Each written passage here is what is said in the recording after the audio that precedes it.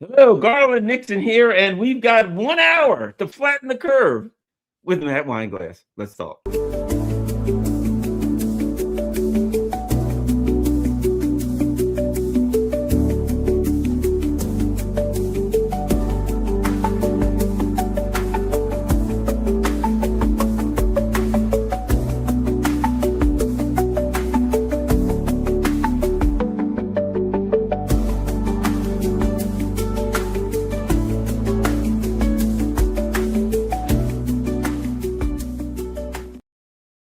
Hello, Garland Nixon here, and I'm here with Matt Weinglass, and we will flatten the curve within 1 hour. Just making sure. I don't know, Matt, have you had your booster yet today?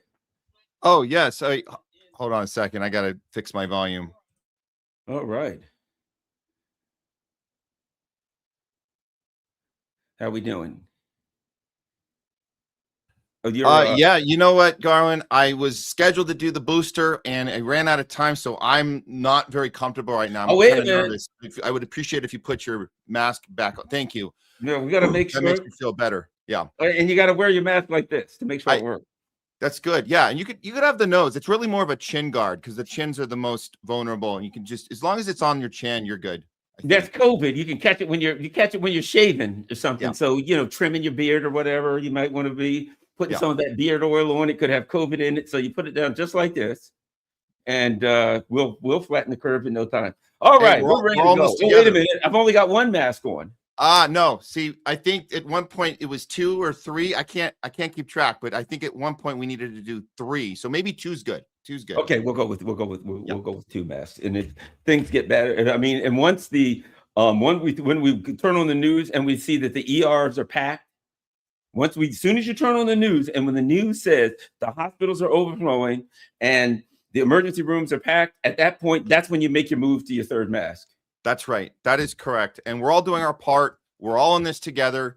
We can do this, Garland. We can do this. Well, make sure this too.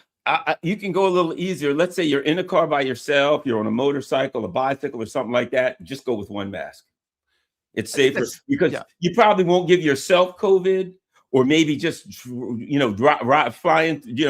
taking a ride on a bike trail through the woods. You wouldn't want to get COVID. Maybe the animals, I don't know, maybe a bird could fly by, you could get COVID or something like that. So make sure you have your mask on. If you're biking, swimming is important. You're underwater snorkeling, you might want to have your mask on over top of your snorkel. Well, not only that, you can get arrested for for surfing. We know that happened out here in LA. So just be careful. Watch your back. Don't be the problem. This is a pandemic of the unvaccinated, as our amazing last president told us. So we remember that, especially during this flu season, for sure. Yeah, because it's going to be a long, cold winter of death for the unvaccinated. Yeah. Unless now there are people who think we should let them out of camps now, that we should, give them their kids back, things like that. No, the unvaccinated are not ready to be released from detention camps, and they should not be giving their children back just yet. Let's wait another 5 years and we can figure out how this thing's going. Yeah, I think, we just got to wait this thing out. But again, we're all in this together. There we go. Let's get started. Speaking of, that brings us to the first obvious issue. Bill Gates. What better topic could we go to when we're talking about flattening the curve than Bill Gates? What's the latest? Bill Gates, he's in the OPENAI, closed AI. What the hell's going on with Bill Gates?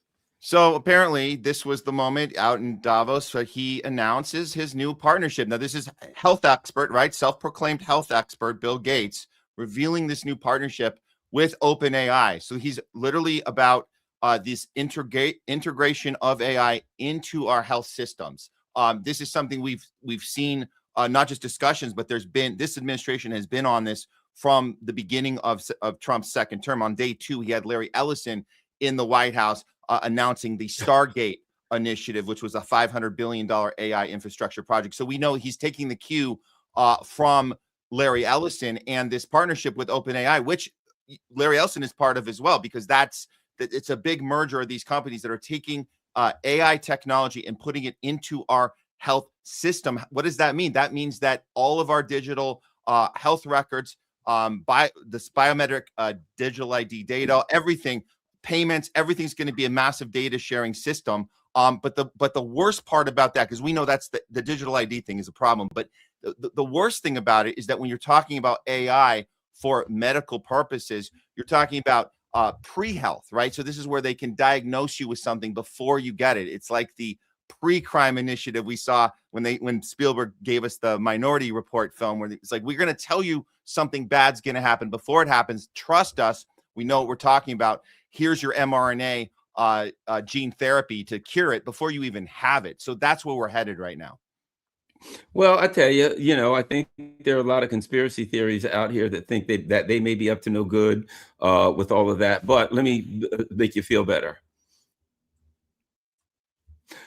Feds now admit Doge accessed personal data at Social Security, jeopardizing your privacy. Okay, great. So while the conspiracy theorists may have thought that Doge was actually about getting all of your personal information so that Larry Ellison and Bill Gates and Elon Musk and all of these people could then get all of your personal information so they could access it all and put it all into AI and completely, screw you over, destroy your life, know everything that you were doing. We know that that was all a fraud, that they were just doing it to save money, because they're very concerned with how federal dollars are spent, and they want to save as much money as possible. But so if you look at it, Doge accessed your personal data at Social Security. But I think the conspiracy theorists may be upset, but that doesn't bother me a bit. I think they did it for our own good. Don't you, Matt? Absolutely. And this digital ID, this getting us all in the supercomputer, we talk about Palantir.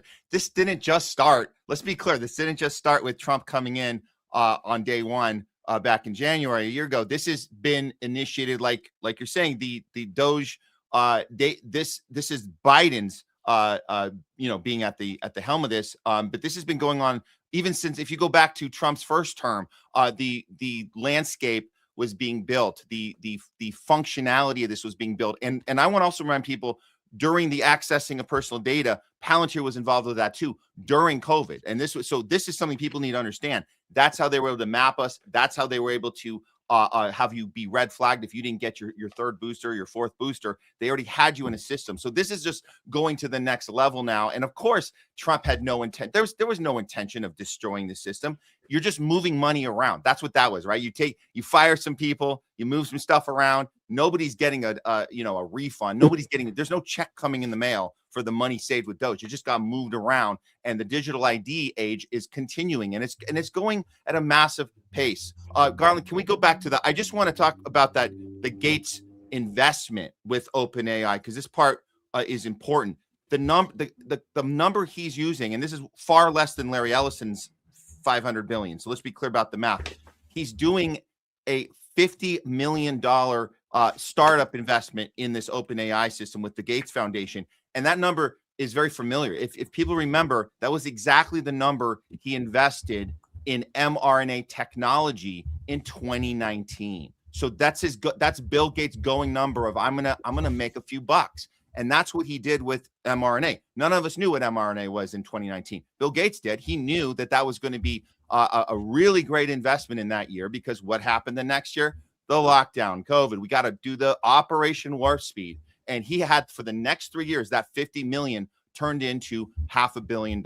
And he got out. Right when he got out, all of a sudden, when he had no more stock in mRNA, all of a sudden Bill Gates admitted that the entire thing wasn't really done well. That COVID actually looked more like a flu. COVID was something that we didn't know that, it actually just targeted people that were elderly and people with, pre-existing conditions. And it was something that we really didn't need to do an entire lockdown on. Those are the things we were saying, and we were called conspiracy theorists. But Bill Gates started talking like that right when he cashed out and he made $500 million. So it's interesting that number comes up again here.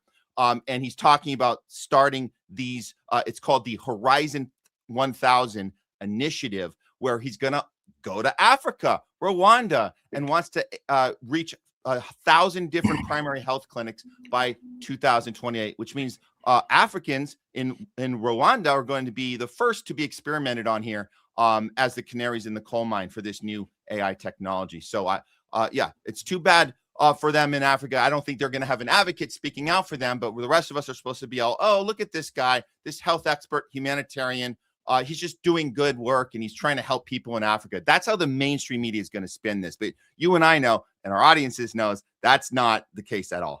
Yeah, they're going to have it looks like they're going to be having another outbreak of some horrific disease in Africa again. Every now and then they have these outbreaks of Ebola or whatever, purely that somebody got it from eating a monkey or a bat or something like that. And the Africans are, unfortunately for them. Bill Gates unveils OpenAI AI partnership targeting health systems. Well, that shouldn't scare you. There, boom, right there you go. Horizon 1000 will collaborate with leaders in African countries as they pioneer the deployment of AI in health. Together, the Gates Foundation, blah, blah, blah, 1,000, there we go. Rwanda, of all things, as if they haven't had enough issues there. You think a lot of people died in a genocide in Rwanda. When they get finished, there won't be a single person left. Right? Yeah. Their 4x4 reform initiative, which aligns with the WHO. Well, wait a minute. Bill Gates is the biggest funder of the WHO. So you might as well say Bill Gates is going to align with Bill Gates in Africa. A whole lot of Africans are going to disappear. That's what it seems like. And the timing is interesting. Again, that comparison to 2019. What does Bill Gates know that the rest of us doesn't? What did he know in 2019 that the rest of us didn't know then? He knows something now and knows that this is the time to get in with OpenAI. And because this is where health is going. This is where half the country had already signed up for this. Remember, this was how you got the left on board, is with the medical you would have your medical records available when you walk into restaurants, right? You had to, these things that we had to do, we had to check these boxes, not just wearing the 2-3 masks like we were joking about earlier, Garland, but really this was about manufacturing consent for half the population that got in on this. They said, yes, I want to know if the person next to me is up to date on their boosters. I want to feel safe. And so that knowledge needs to be public. Well, now you got the other half of the country in on it. Now they're using the subject of immigration. We got to keep track of who's supposed to be or who's not. I want all of the records available. I want to know we can track and trace everyone with everything. And that's why Bill Gates can get away with this right now, because he's got some people on both sides now saying, oh, this makes sense. This makes sense. Massive data sharing. That makes sense. Digital IDs. That makes sense. Yeah, I'm sure he has good intentions. So let's let it go. That's where we are now. And that's why it was such a genius move for them to bring Trump in and align him with the technocratic era that we are now moving into. Well, the thing about it is, one thing was so obvious, and these crazy conspiracy theorists, when they started giving people apps and saying you have to have an app to get on a phone, New York had the app, and they did it all over the Europe, and we've started saying, well, you know where that's going. They're going to use it now. And when they went after the truckers really hard, I knew something was up, because the truckers were, the Canadian truckers were just like, hey, most of us have the vax, but we just think the people that don't have it, they're in a truck by themselves for like 16 hours. Come on, really? What you know what I mean? It's not like they're breathing on anybody. Give them a break. But one of the things that they were complaining about, we might have talked about this in the past, was that when they pulled up to the border, they had to have this app on their phone. And when they pulled up to the border, all of their information will pop up. They didn't have to even talk anymore to the border guards. The border guards, all the information, it would read their phone, it would pop it up, and they knew everything. And they were like complaining about that. Well, that's what they were pissed off, because that's what they want with everybody. They want an AI that has an app on your phone, or even if you don't have the app, they can go through your phone. They've already found out through the government all your information. You don't need an app. They can look at your phone, and they can go in and access through AI everything about you. Is there a warrant out for him? Did he pay his ticket? Did he file his taxes? Did he do this? Did he do that? You know what I mean? And before you know it, it's looking at you, and it sees that you put $500 in your bank account. And now it says, well, wait a minute. Where'd you get that $500? Did somebody pay you for doing a job for them? Are you paying taxes on your $500? You know what I mean? Everything. If you remember, Nancy Pelosi had this bill a couple years ago, and it said, the government wants a report from the bank on any money over like $500 or $600. Well, that was so they could just look at it and say, we're going to assume that was earned, and we're going to take the taxes out. All the things that they can do where you have no freedom whatsoever. That's the direction this OpenAI partnership. Part of it's going to be your health, but it's going to be everything else too. Yeah, and I'm glad you brought up the truckers, because it's important that we keep a perspective on how they bait people into not just going along, but they were mocking the truckers, that whole thing, right? They didn't understand that was all about principle. Of course, it was about principle. Like you mentioned, Garland, you had these truckers that were already vaxxed. A lot of them were already boosted. And in fact, I think I recall the number was around 88% of them were already signed on. So this wasn't for them. This is for others. And just the audacity that you would have, that you would get to these checkpoints, and you'd have this entire scan of your personal records available to scrutinize. And I think the banking part is the most important part, because we were screaming about that. And a lot of people on the left were they were brushing it off, saying, well, but the reality is, if you donated to those truckers, because they were out there for a while and they needed help, and you had this, this crowdfunding operation, and what happened was, what happened? All the money got confiscated, and people from home that were saying, I want to help this cause. This is a good principled cause. You give money on the crowdfunding app. Guess what? Your money's gone. It was captured. You didn't even get it back.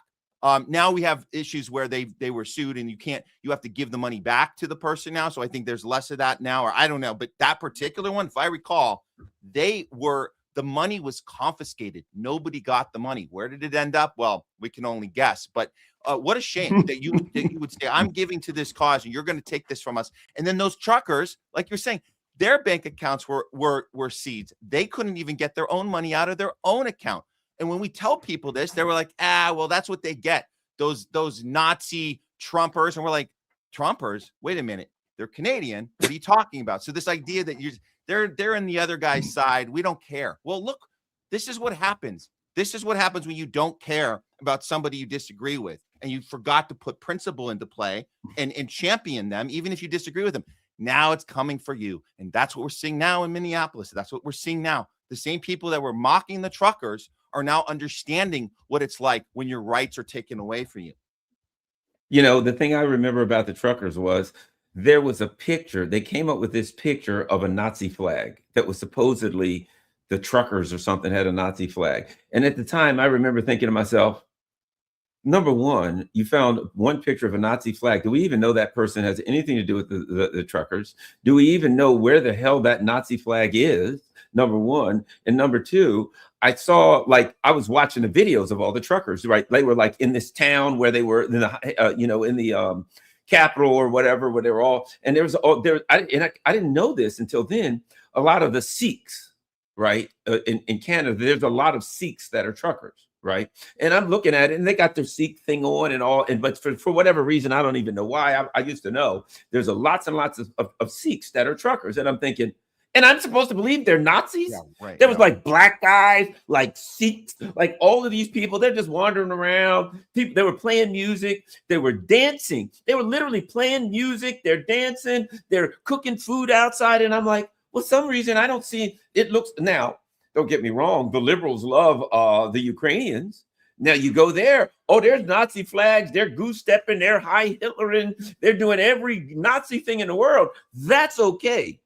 But a bunch of truckers who are just trying to show unity as workers. I thought the left was supposed to have unity with workers. We workers of the world unite. We're supposed to stand for the workers. Screw the workers. They could care less about the workers. And now, and I might add, I'm sure the intelligence agency's got a Nazi flag, false flag, I might add, laying around that they can stick up or take a picture of whenever they need it. Of course they can. That's the game plan. We know how that works. That's an obvious. That's like CIA 101 stuff, right? And so we know this. This is how it works. It's just, are we ready now as a society, or are we ready as a population to say screw the right and left, screw who's ever in office, who's not? Can we just align on these basic principles now and not fall for these false flag operations, not fall for the divide, the hate, and the fear, and stop picking and choosing the thing you're going to get upset about because it fits your political party? That's enough of this. Let's be consistent here and be for everybody's rights. These very important rights, this First Amendment rights, these Fourth Amendment rights, very important that we apply it at all times. And if we can do that, we can actually do something about this and move us forward. But who knows? The tribalism seems to have really taken a hold of our country these days, Garland. I don't know if we're going in the right direction. Look at this. Nazi flags displayed at the Alberta Jewish News said, Nazi flags displayed at anti-vaccine protests in Ottawa. And then they show like a Southern flag. They don't even know a damn Nazi flag when they see one. Wow. Nazi flags displayed. Well, that ain't a picture of a Nazi flag. Number one. Wow. Number two, this is a picture of someone with the Southern Cross or whatever the hell it is. How do I know that that is even in Alberta, whether it is or not? Number one. Number two, I suspect that if you take that, whatever that fuzzy outfit is on that guy has suspiciously, I bet you'd find a very nicely creased brown, pair of khakis, in a nicely creased button-down collar shirt that is pretty much the, like the FBI outfit. So some FBI agent is walking around, some CIA operative, a member of the Five Eyes, is walking around carrying that flag. What that has nothing to do with truckers. And to me, it's obvious that's the game they're playing to try to, the game. Hey, look, somebody get the Nazi flag. Dude. Hey guys, who has a Nazi flag? I left mine home. Well, go get yours. We got to get one in the middle of this protest so we can berate these poor bastards. Yeah. You remember they did that to us back at Rage Against the War Machine? The one little bit of coverage that maybe MSNBC, Rachel Maddow had maybe 2 minutes of coverage of that entire event. And in those 2 minutes, they had to be sure to show all Russian flags. That's it. That was it. They had to be very clear. They had to be very clear to show their audience that this was an outside infiltration. It wasn't real. Clearly, nobody's going to be showing up to stopping this proxy war. That doesn't make sense. It has to be paid for by a foreign asset, right? That's the only reason. And that's what they tell you when they do these little trickeries with the camera. And then they say, hey, yeah, this is the thing that you need to dismiss and not take seriously, when it's real people that are talking about real things and showing up for these protests. Again, why can't we be consistent and get on the side of the people? Generally, it's the people that are on the right side of history every time. So guys, there's a little lesson. There's a little trick for you guys. Whatever the protest is, most likely it's the people that are going to be on the right side of history. So before you do, if you want to go do your own research, do your own research. But I'm just telling you, a little tip is most likely the people are going to be on the right side. This is just historically speaking. And you notice right there, let me show you this conveniently right above that. And what do they have? Else are they fighting? Look at this right there.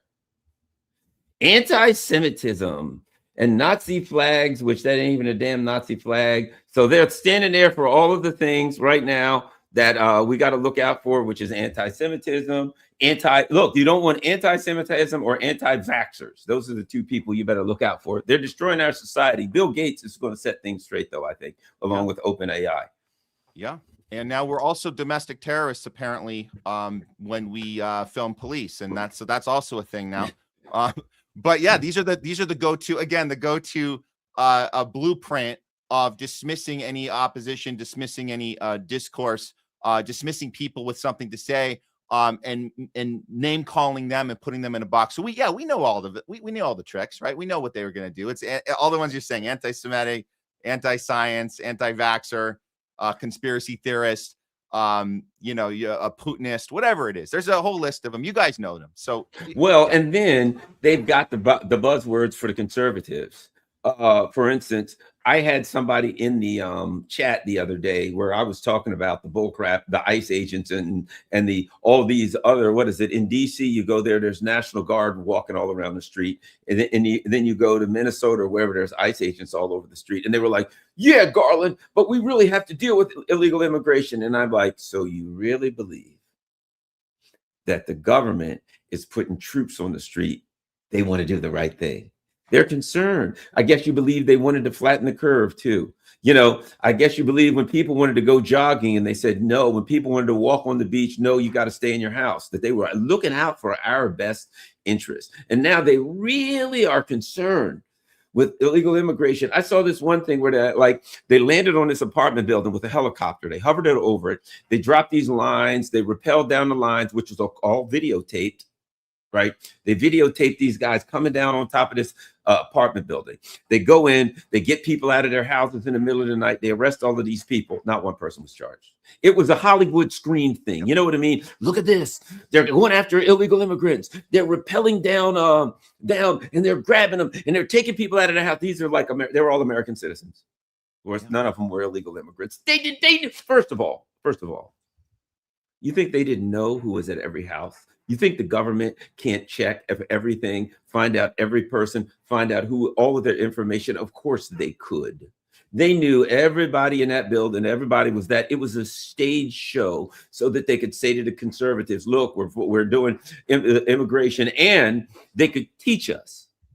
It's okay for the government to knock on to land on your building and knock on your door anytime they want and come in and grab you and your family and take them away. They're doing it to stop immigration. Yeah. And these poor bastards believe that stuff. Yeah. And now we know that there is a actual what we call it's a $3,000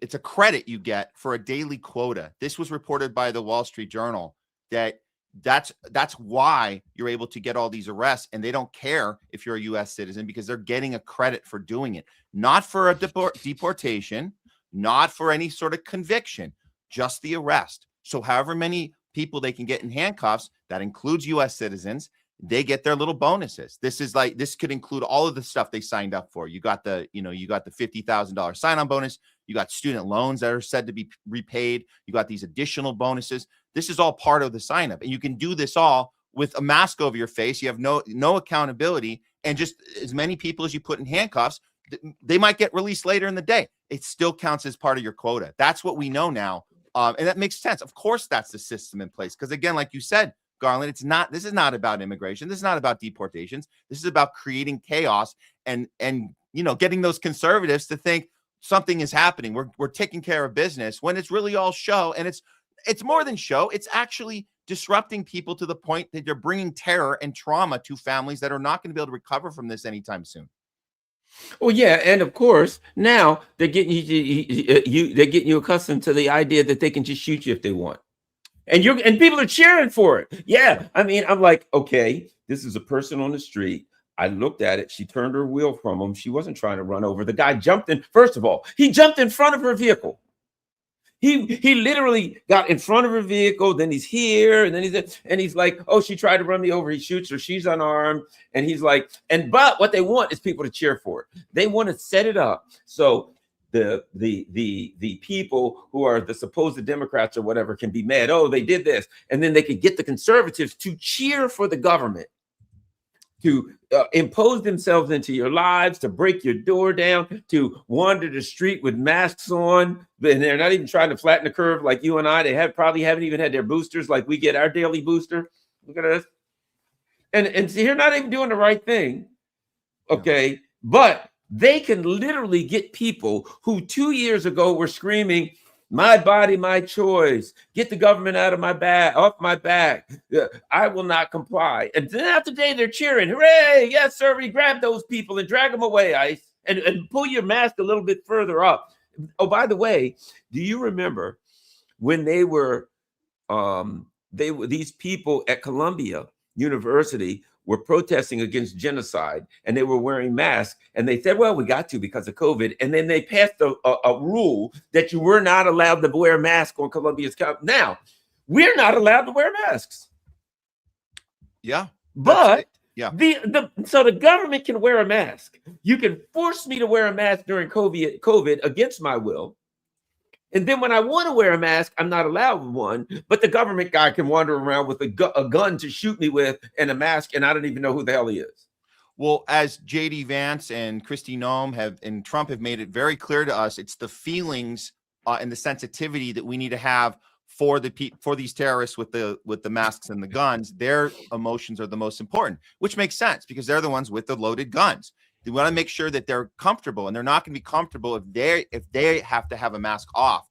We're the ones that need to be uncomfortable, and we're not. Then we'll think twice about going out in the street. We'll think twice about showing up, especially with this facial recognition technology that we know has been implemented on college campuses, and we know during the protest for Palestine, that they did come after students and they did expel them and they blacklisted them from getting work after they graduated. We had diplomas taken away. And this is because of that facial recognition. But no, make no mistake, if you're in a position of authority and power, your feelings are what counts. Because if you're in a bad mood, like apparently the murderer of Renee Good was in a very bad mood because he'd already been through some situation that was very traumatizing, and we needed to be more sensitive. Renee Good, she needed to be more sensitive to his feelings, which she wasn't, and that's why she paid the price of getting murdered with 3 gunshots to the head. And here's the thing that kills me. All right, okay. ICE, right? That does not look like an ICE agent to me. I mean, granted, that says ICE on me, but that looks like Delta Force. That looks like SEAL Team 6. So that guy, I'm supposed to be okay. I'm supposed to be perfectly fine as a citizen to walk up and down the street and see this guy and a whole bunch of people that look like him walking up and down my street. I'm supposed to be fine. Nothing to see here. Don't worry about it. What happens when all of a sudden I'm unhappy with the government and I decide that I want to protest against something, and a bunch of guys like that walk up? I know I'm a dead man. Oh, yeah. No, this is scary. You can see, and we see all the videos countless times. And every time we highlight one of them on our show on the Homeless Left, Garland, I'm telling you, there's people that'll say, well, that's just an isolated incident. They're obviously looking into it. So these are the misconceptions they've been brainwashed into thinking, which it's unfortunate, because I actually truly believe that people that think that Trump and JD Vance and Kristi Noem are doing the right thing, I mean, they're clearly also victims here. Their minds have been mushed, and it's tragic, because from their point of view, they think, oh no, if something goes wrong, they're looking into it. Really? Well, where did the killer go? What happened to this guy, Jonathan Ross? Well, guess what? He got to escort himself out of the crime scene of Renee Good. They got to clean the crime scene up immediately. And the car that Renee Good was killed in was towed away, windows rolled down. If any debris, anything coming out of that was gone, there's nobody looking into it. We know this. Although, can I say this? The NPR has reported that we now know that Renee Good was alive for 8 minutes after the 3 gunshots to the head. And there are doctors in Minneapolis right now speaking out publicly on behalf of the medical community who are supposed to take that Hippocratic oath of do no harm. And we know that there was a citizen there on the scene. We've seen the footage, and he says, I am a pediatrician. I'm a physician, and I need to go check on the victim. And they said, no, stand back. You are not welcome to. And that was during those 8 minutes. This woman could have been tended to while she was still alive. That's what we're dealing with here. And again, there's still people captured on the right that have been, their brains turned to mush to think that somebody's getting to the bottom of this and looking into it. They're not. This is setting a precedent for the rest of us. And that includes U.S. citizens. Absolutely, U.S. citizens. We're all affected by this. You know what I would call now? Here's this guy, Homeland Security. I don't feel like he's making me safer. You know what kills me? Under Biden, right? So Biden comes out. Do you remember, like somewhere around the election or whatever, he put up all these fences around the White House, and they had like 5,000 or 10,000 National Guardsmen all over DC, right? And I'm in the area, and I'm like, oh, this is bullshit. This is fascism. This is, you know what I mean? They're putting officers. We're screaming and yelling like this is ridiculous. You know, it's fascism. It's the government. And guess what? All of these right wingers joined with us. You're right. And we're like, yeah, great, man. We don't want the troops on the street, right? Okay. And I'm like, good. You know, I'm against it. They're against it. Yeah. Now that Trump is in, they're all for it. They're all for it. They were full of shit. The only thing they cared. See, I've always been, this is my position. I'm against government intrusion.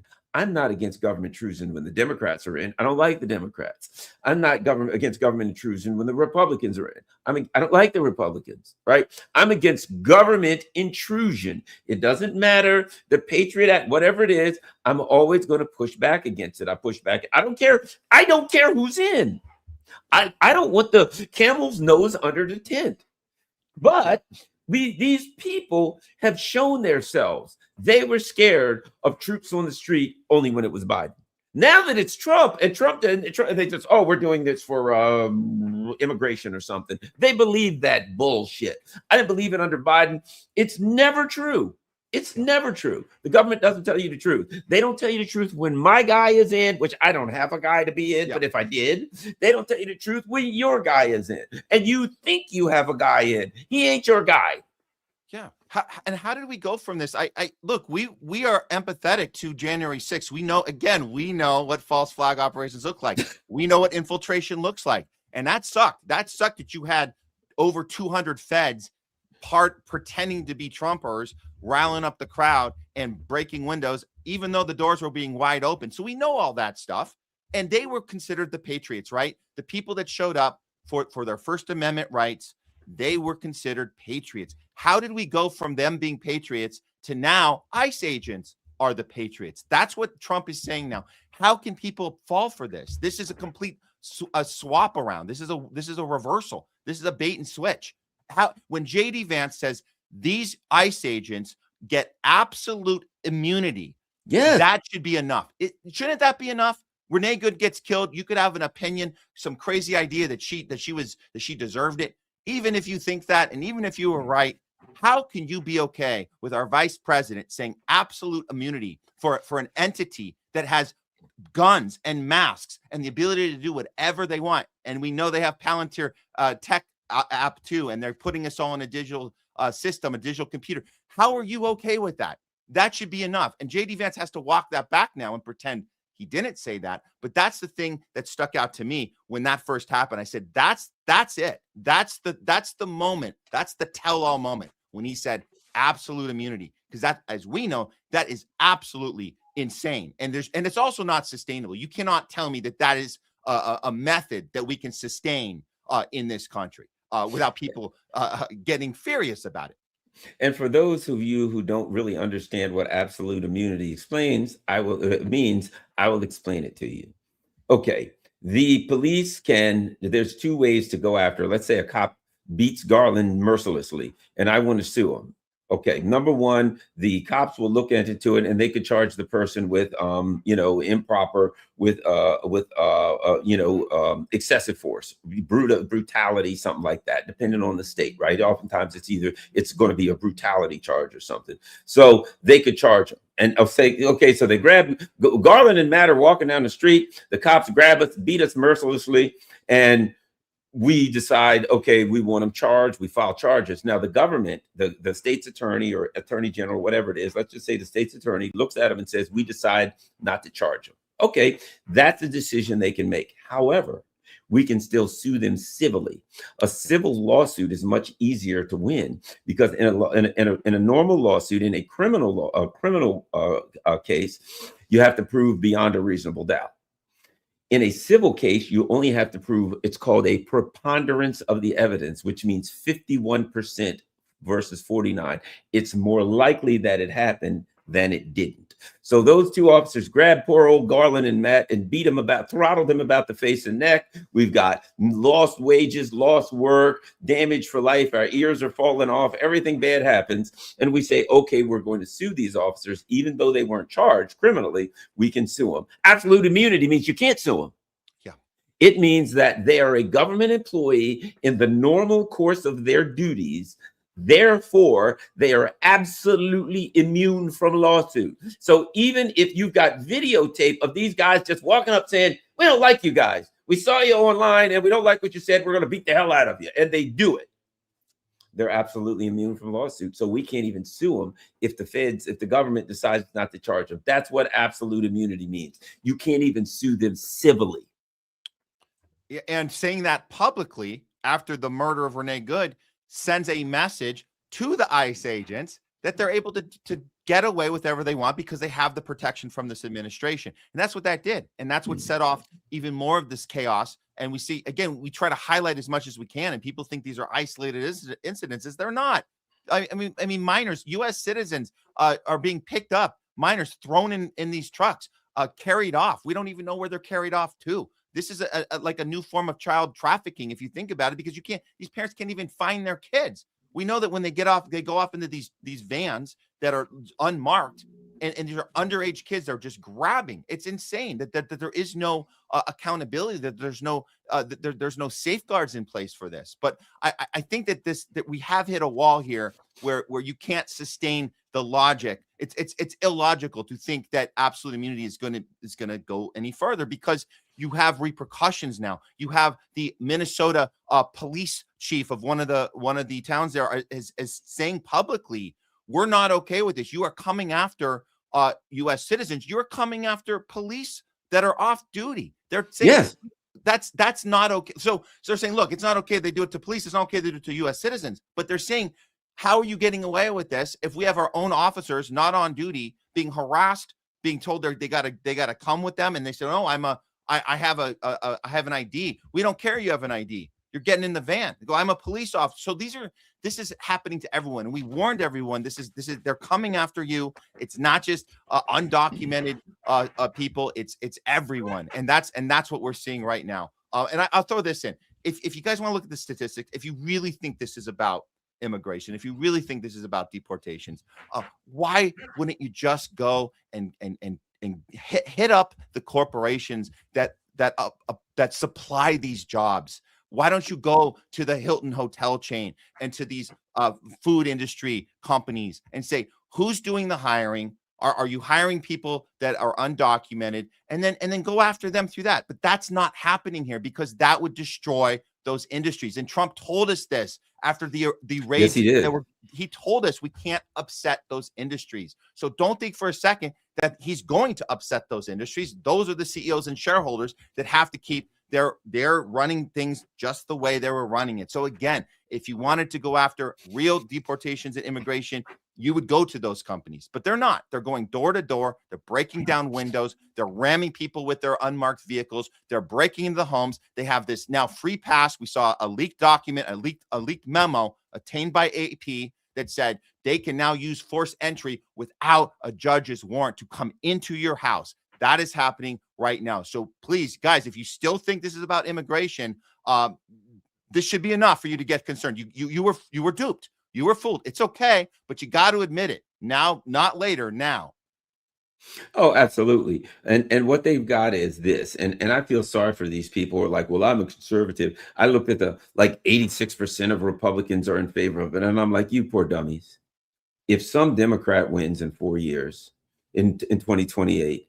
They're going to use, as soon as a bunch of Republicans or conservatives decide to exercise their legitimate First Amendment right. And let's say they're like, we feel that it was stolen in 2028, which it will be, because it's always stolen. You know what I mean? Every 4 years, if you think that I trust those voting machines, any years, I don't care who wins, I don't trust the voting machines, right? So here's the thing.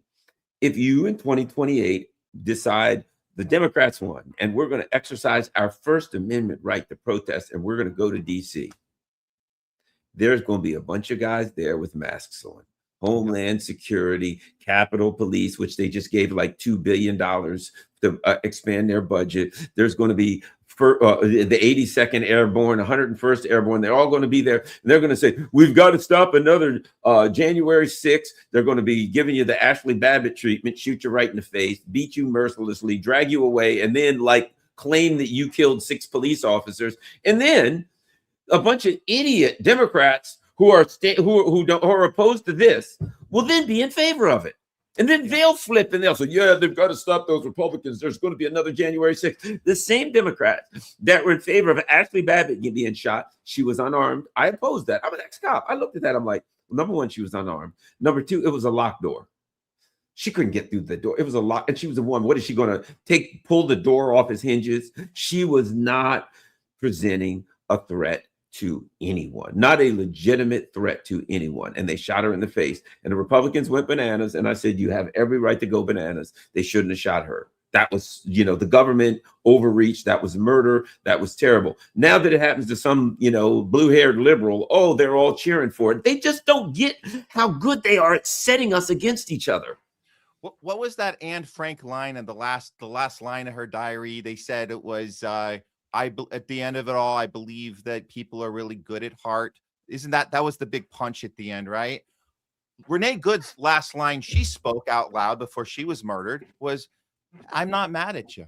The guy who then kills her instantly later. And his first thing he said after he murdered her was fucking bitch. Exactly. And we're supposed to cheer for that. Yeah. Yay. Oh, I'm so happy. We got the police in the streets. They're armed, shooting civilians. And let me tell you something. They want some get backs, man. They can't wait for some Republicans to be in the street, protesting whatever. Once they, the next virus, somebody happens to bite into a bat in a wet market, and perfectly organically, absolutely, as the normal happens in nature, a virus slips out into the population and they tell us all that we got to lock down and close our businesses and everything. Once that happens the next time again, and they're doing that to help us, and we're trying to make sure that we stay ahead of the curve. When that happens again, and a bunch of Republicans say, hey, I don't like this. You think, what do you think they're going to do? They're going to be out trying to put a round in you. They're going to be trying to, give you the Charlie Kirk treatment. Yeah. Well, this is this is like clockwork, and you're calling it in advance because it's obviously the pattern we've seen our entire lifetimes here. But this is, if you think about the timing, I mean, by the time Palantir really gets integrated into everything, right? So you have this app they're using now. It's called Elite. Now, it was 404 Media that presented it, that reported on it first. It says Elite. That is the app that ICE agents are using. This technology is only going to get better, and it's going to be, of course, it's going to be implemented by the next administration. That's the point. And when it starts to really affect you, it might be now, it might be next year, year after. But like you said, make no mistake, when the next administration is, if it happens to be a Democrat administration, that's when the Republicans will be like, oh, that's unfortunate, or the Democrats are doing this, and they're going to blame it all on them. And we saw that the last 4 years. They were blaming everything on Biden. You knew, I knew, this wasn't a Biden issue. This was a systematic issue, that it doesn't matter who's in office. They're coming for us no matter who's in charge. And it's only when the other guy's in that you have a problem. And we need to break that pattern. The other thing that I think they just reported today, Thomas Massie was trying to stop this.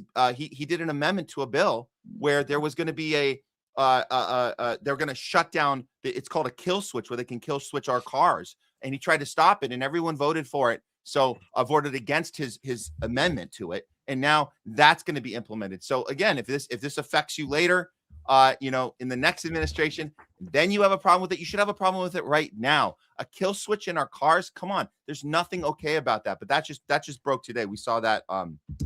People are upset about that. Rightfully so. Oh, of course. That's a given. Let me ask you this. I don't know if you've seen, I do want to touch base with you. I don't know if you've seen any of the latest Erica Kirk stuff, but there's another video floating around where, of course, the person who never dated, didn't drink, all of that stuff, and she's with some boyfriend that she apparently staying with. Who cares? That's her business. I'm just saying her stories never check out. Everything she said about her life is untrue. Now, in which she admits that she lived in China, which is weird because she said she just visited. She never lived there. Then she says, I lived in China. I lived in Puerto Rico. I was in Romania. And I had this thing. And I'm like, you're like 22 years old. And I've never met anybody that skips around the world like that at 22 years old, and a picture pops up of her now carrying a sniper rifle. I mean, at this point, the only thing she didn't do is grab poor Charlie Kirk and beat him to death with her bare hands. I mean, the more we find out about this woman, I mean, it's to me, it's like for Turning Point to be okay signing her on, knowing her. I mean, they knew this stuff before we did, obviously. So it's like, how are they okay making this their CEO, knowing that this stuff is going to slip out? They can't erase this stuff. We have screenshots. We have old footage. People find this stuff. They give it to us. So I wonder, Garland, that the more we find out about her nefarious past, even the stupid stuff she lies about when she goes on ZBS with Barry Wise, and this lying about, I've never had a relationship before Charlie, and I'm a devoted, faithful, Christian, but Shabbat Shalom, all this stuff, that we're going to find it. We're going to find all your shenanigans. We're going to find all of your relationships. We're going to find out everything you've done nefariously. So why were they okay with it? I don't understand it. Maybe it's because they know that when people like us, people like Candace Owens, gets loud, all they have to do is do a smear on that entity, and then it drops the discussion. And they know how to do that because you just call people crazy. That's what you do. And that's what the MAGAs did, that went on the side of Erica Kirk that said, Candace, so I asked people, I asked maggots about this, that think that don't listen to Candace. Why? She's telling you this. This is real reporting, real journalism. She's gotten most of it right. And I'm gonna tell you something. Like, if you're gonna buy the fact that anybody talking about this is just nutty, they're crazy. What does that mean? What do you mean they're crazy? Who told you to think that? So maybe that's why they think they can get away with having her right out in the open. Let's just make her that face. It doesn't matter that we find out all this stuff. We'll just smear the people that are shouting about it. Yeah, let me show for those who might not have seen this picture. For those, just so you'll know, it's completely innocent. There's really nothing to see here. There we go. There's Erica Kirk. You may notice there's a rifle. She's looking at a potential victim right over the side of the sea. You can see she's up on a roof here with some kind of a military rifle with a high-powered scope looking in a direction. Let's just say there was I don't know, like a college campus here, and maybe some people were having a meeting. Maybe some poor bastard was talking. She's looking out, sizing him up so she can give him the business. If you understand what I'm getting at. I mean, the imagery, it's insane. It's telling us before something happens. I'm sure after she did this shoot, she went back to her house and watched that old Nicolas Cage film, Snake Eyes, just for fun. Yeah. I mean, it's because they're telling us stuff before it happens. What are we supposed to do with this? What are we supposed to do when we see these? I mean, just the list of these things where we see it, but we go, wait, what? You're foretelling this to us.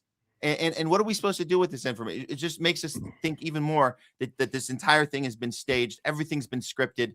It's been scripted before we even knew any of this could even happen. And they're telling us, and we're gonna find it, and we're gonna share it. It's gonna go viral. And then what? They're just gonna keep planning the next script to keep the franchise alive with the next sequel, right? Well, I'm sure when she came down from that roof, she probably went home, and so she could Google search the names of like nurses and stuff at a hospital in Utah, search the name of Tyler Kirk and Tyler Robinson, whatever his name is. She probably went back so she took a flight to Israel so she could search the names of some of the people in a nearby hospital and doctors that may potentially work on somebody if they happened to be shot in that area. I mean, it could happen. It's certainly random, but you never know. So I'm sure she went to Google to search the names of people like you do. Yeah. I mean, sure, she probably did. I mean, we had enough people that did it. We know for a fact she might have been one of them. Of course, somebody had to do the search. Somebody had to do the legwork, right? Why not Erica Kirk? Of course, she did some legwork there. Exactly. Man, I mean, but the paper trail, so the technology that's being used against us, we have to take opportunities to use it in our favor. And this is why we screen grab stuff. This is why we go to the Google history and we grab it, and we know it's going to be erased. So you go back there now, you can't see it, right? It's gone. All the searching from Israel is gone. So that's why we have to do our due diligence on this and get this stuff before it's wiped out. Use the technology in our favor, not against us. And it's there. And then we can find this stuff. We just have to be on it. We have to be proactive, and don't fall for that old line, that old adage of too soon. We will never fall for that again. They told us that after 9/11, too soon. No, we don't fall for that. They told us after Lahaina fires, too soon. No, we look into things immediately because they're gonna try to wash it from the web. We're gonna grab it when we can grab it, and we're gonna share it out and scream it at the top of our lungs. Yeah, I suspect next we'll see pictures of her with that, the Zionist guy who said he was at 9/11 and the Boston Marathon bomber. And right after the shooting, he said, I did it, arrest me, kill me, I did it. Next, we'll see like Erica Kirk at a diner like a week before it happened with that guy, handing him a bag of money, they'll be like, you'll see they'll be like toasting something, and she'll hand him a bag of money, and there'll be like a little document. It was me, shoot me, he'll be rehearsing his lines for when the unfortunate incident occurs.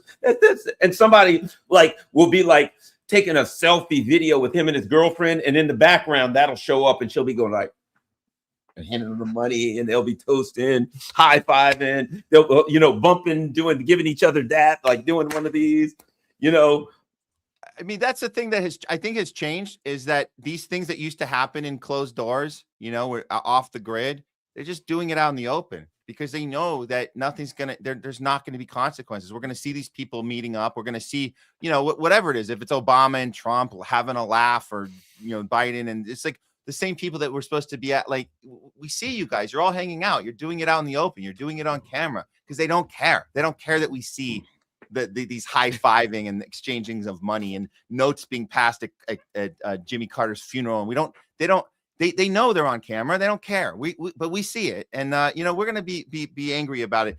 I bring it to Hollywood. I'll say this. This is something I think Hollywood had a role in, making us think through all their movies, especially I think back to like the 90s. They really made us think that journalism was about, if you see it, you report on it, and everyone's going to be affected by it. We're going to change the world we're going to leak this thing and the world's going to change. So all these plots in these Hollywood films were about the bad guys did not want this stuff to be leaked. And you were rooting for characters to get the information out, or they would reverse it. You'd be on the side of the people that were being set up. And then as soon as this information came out, it would change the world. And so we got conditioned to think that when information gets released, the world is changed by it. It's not true. That's actually not true. The job of the media is not to report the thing. Like the Washington Post used to get credit for reporting on Watergate and getting Nobel Prizes for that. That's not actually how it works. What happens is the whistleblower gets in trouble. What happens is the information gets suppressed. What happens is when you speak about it, you get brushed aside. They know this now. So no, that's not how things work. So if you guys think that when we show you, Pfizer documents that show you side effects that they wanted to hide for 75 years, and then we say, well, we got them, they're out. Where's the react? People are like, oh, well, it may not be that big of a deal because otherwise Hollywood told me that the world would change if things got to us. Since the world didn't change, I'm going to now dismiss it on my own. I'm not going to take that thing seriously. I'm not going to take this picture we got of people meeting and huddling and exchanging money. I'm not going to take it seriously because Hollywood told me that the world would change if the information got out. And guess what? The world didn't change. So I'm going to go about my day. Yeah, I'm with you. With you. Look, before we go, one last thing that I got to ask you, about, and that is a place where a lot of the innocent people are coming together to, make things work, such as a guy who worked at both Goldman Sachs and Rothschild Bank, who was Emmanuel Macron. A guy named Frederick Meritz, who was a BlackRock CEO. Before that, he worked at a law firm that did acquisitions and mergers. A guy named Mark Carney, who runs Canada. He worked for Goldman Sachs, and then he was the CEO of the Bank of England. Certainly, these things are in no way related, okay? But these guys all got together at the World Economic Forum, looking out for the best interest of all of us. And I was just wondering what you thought of all of these gentlemen who coincidentally, were all at either Goldman Sachs, BlackRock, Rothschild's Bank, something like that. Coincidentally happen to come together with oddly, serendipitously similar backgrounds. But what do you think about Davos, where they came together to make our lives improve? Well, I mean, you mentioned Mark Carney. That one actually sticks out for me. Something he actually said on the stage. But ultimately, we know what these events are about. We know what Davos is about. We know this is the billionaire class, the elites coming together, figuring out more ways to keep us down and keep them with the power they have. But this very revealing moment where Mark Carney said that in retrospect, he's saying, we actually knew at the time. He's not saying we figured it out later. He's saying we knew that the international rule-based order was false. He says the reason we knew that was because obviously the strongest people that are part of that system are going to exempt themselves when it's convenient to do so. So we knew all that. And what I think is so telling about that is he's not saying it like, if only we knew then, we figured it out now. He's not doing it. He's saying we knew then. And he's also using the word we. He's not leaving himself out of it, even though, officially, being the prime minister very recently, and he doesn't have to necessarily say he was, I wasn't part of it, which is convenient. A lot of times people will do that. They'll expose something, but they won't, they'll say, my predecessor or whatever. No, he's saying we did. So this idea that we already know this, that these people sit around and they come up with ways to trick people into locking down and staying 6 feet from each other, and 15-minute cities and carbon footprints and all the things that people are ready to sign up for, because we're all in this together, Garland, just like we told everyone at the top, we're all in this together. But he's telling us that we knew that was a scam, and the entire thing was a scam. And so I think that's a standout moment. And I think people need to go, if you want to go check that out, Mark Carney, it says something, because it's not that it's going to change anything that he said it, but it is a moment that we can always pull up and utilize it and show this is what they knew the whole time. They're not saying it after, they're saying we knew the entire time and we did it anyway. Last thing I'll show you real quick, and this is for all of me being the crazy conspiracy theory. You may remember last week, kill switch, Iran shuts down Musk's Starlink for the first time, right? The Iranians and the Russians, during the protests, they killed Starlink. They knocked it out, right? Now, something that was totally, absolutely, and completely unrelated, Verizon, their whole system went out. And I went online and, and I said, hey, my phone went down. And Verizon's gone down all over, it's knocked out all over the country. I wonder if it's related to Starlink. I wonder if like Verizon was part of the, intelligence communications, stuff. And we know that they had government contracts, and that some of the workers at Verizon had to have government clearances to do certain Verizon jobs, which implies perhaps maybe they were involved with government stuff. So I thought it's a weird coincidence that the Iranians and the Russians knocked out Starlink and Verizon went down too. I wonder if it's related. So I decided, well, why don't I just do a search? And I will do a search. Now, Verizon told us absolutely unrelated. It was, they just put up a patch on 5G something or other, and it just coincidentally on the exact same day, exact same time that the Iranians knocked out Starlink, coincidentally, the entire Verizon service went down all over the United States, just coincidentally. So I thought I'd just do a simple search. Does Verizon use Starlink? Yes. Verizon customers can use Starlink satellite-based text messaging service, which became available in July. Verizon and Starlink partnership. Gee, that's weird. I mean, I'm just saying not that they're related, because Verizon would never lie to us. I think Verizon was telling us the truth when they said it was just a mere coincidence that when the Starlink got knocked out, that Verizon's entire service went down. It couldn't possibly be that the intelligence services also use Verizon for Starlink, and that, just another bullcrap line they're giving us. But the Russians and the Iranians knew it, and they knocked the whole thing out. That was the way I thought it at first. And I'm like, but they never told anyone that Verizon was using Starlink. And I think we found out the hard way. Oh, yeah. And by the way, Garland, what are you doing your own research for? You were told not to do that, by the way. Oh. And we're not supposed to read the terms and conditions of the things we sign up for. But I mean, we're all connected to this. There's no way out of this. I mean, we talk about how do we get off the grid, right? How do we get unattached to this Israeli spyware and this, this 8200 unit 8200? How do we get detached? It doesn't matter what phone system you use. It doesn't matter if you're on Apple. Whatever you're on, they're tracking you. They're the rules that you're signing up for. Oh yeah, you're good. That's good. I'm glad you got the eyes covered now, Garland, because those were the places that were the most. Yeah, that's good. I'm glad. That's the way we need to be. We need to all be in Spider-Man costumes from here on out, I think, just to be totally safe.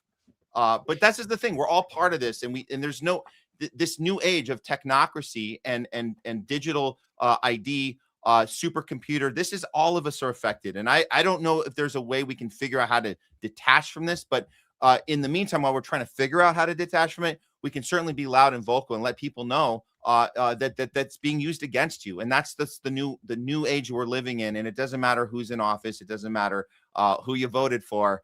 They're coming after all of us. And the conspiracy theorists seem to have been, I guess, in the last few years, what did you say? About 10-0 over the last yeah, exactly.